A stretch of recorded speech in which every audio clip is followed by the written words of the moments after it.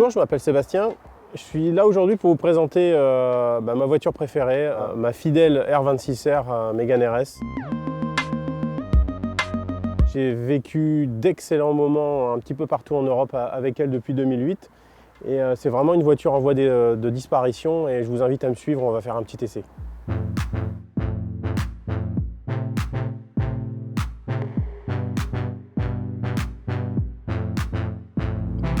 Donc bienvenue à bord de la R26R, donc la Mégane la plus radicale que Renault ait fait. Donc la philosophie de la voiture, ça a été vraiment de construire une voiture la plus optimisée pour le track day.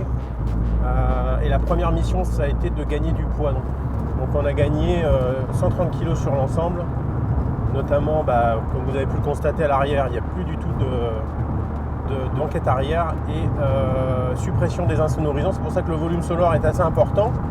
Les vitres latérales sont en Lexan. On a un capot carbone à l'avant. Bon, il y a eu quelques petites améliorations de mon côté, notamment au niveau des jantes et de la batterie pour gagner encore du poids. De la même manière, j'ai un peu optimisé les masses et donc là maintenant on est vraiment sur un poids de 1200 kg. C'est une voiture qui est dérivée du modèle précédent, la R26, qui était une voiture 5 places plus conventionnelle, mais déjà équipée d'une évolution moteur à 230 chevaux. Donc on retrouve la même motorisation, 2 litres turbo compressé, le F7R 230 chevaux. Concernant les trains roulants, ils ont été revus également, puisque avec l'allègement, les ingénieurs de chez Renault Sport ont dû assouplir l'amortissement. Alors la R26R, c'est un petit peu notre petite GT3 RS française quand elle est sortie donc en 2008.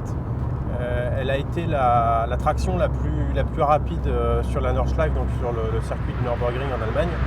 Ça a contribué énormément au succès de la voiture. Et pour la première fois, a fait rentrer vraiment Renault dans la cour des grands, parce qu'à l'époque, quand on arrivait sur un circuit où il y avait des 430 Scuderia, des GT3 RS, des M3, etc., avec une R26R, on n'avait pas du tout l'air ridicule parce que la voiture elle avait vraiment une excellente image due au record.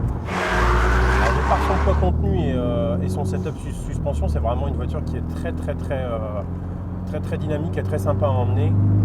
Et là aujourd'hui elle a 71 000 km.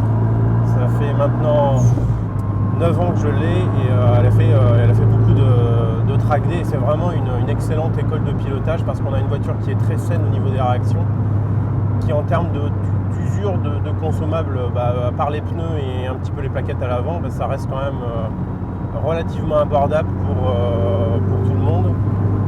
Même si évidemment c'est un loisir qui coûte cher, mais parmi les voitures qui sont sur le marché, qui sont un peu performantes, on a quand même une voiture qui est pas trop coûteuse à l'entretien. Sur les 70 000 km que j'ai pu parcourir, j'ai fait beaucoup de circuits en Angleterre, en Allemagne, en France et en Belgique. Et je n'ai eu qu'un seul tout petit pépin mécanique, où une fois j'ai perdu la commande de boîte sur un petit circuit, et c'était un problème de fourchette, c'était pas grand chose.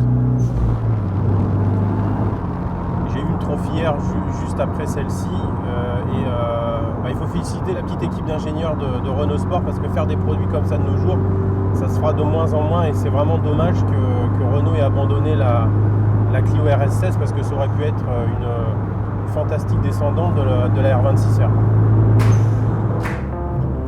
Voilà, donc c'était pour vous faire une petite présentation très rapide de ce petit collector. Moi je vais vous laisser, on va aller se faire un petit tour dans les petites routes du coin avec nos amis journalistes. A bientôt.